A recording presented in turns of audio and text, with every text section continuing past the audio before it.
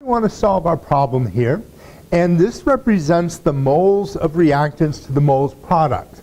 So what we're going to need to do is we're going to need to calculate the moles of the copper sulfate, the moles of the sodium sulfate, and what we're after is what is the mass of the copper phosphate. So we want to solve for the mass. Now, in order to calculate the moles, what information have I been given?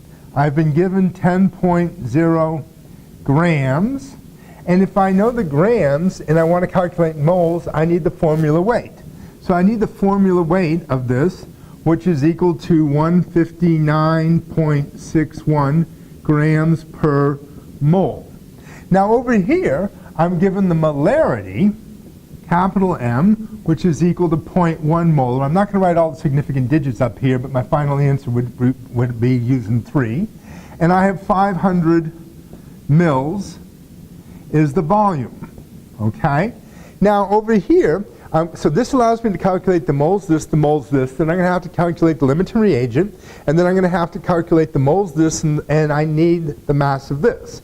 So I need the formula weight of this, and the formula weight of this is 380.58 grams per mole.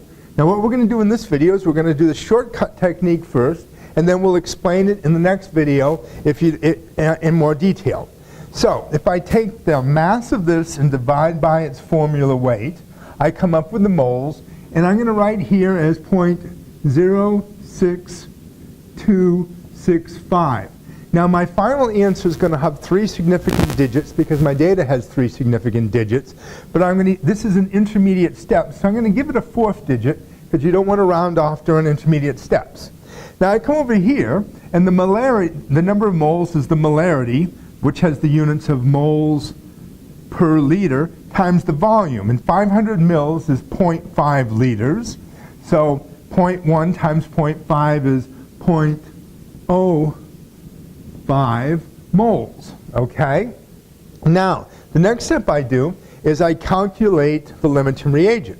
So if I divide the moles by the coefficient, that will tell me what the limiting reagent is. So when I divide this by 3, I get 0.02088. That's a 0.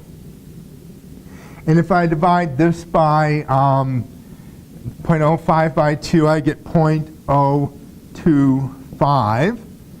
That means this is the limiting reagent.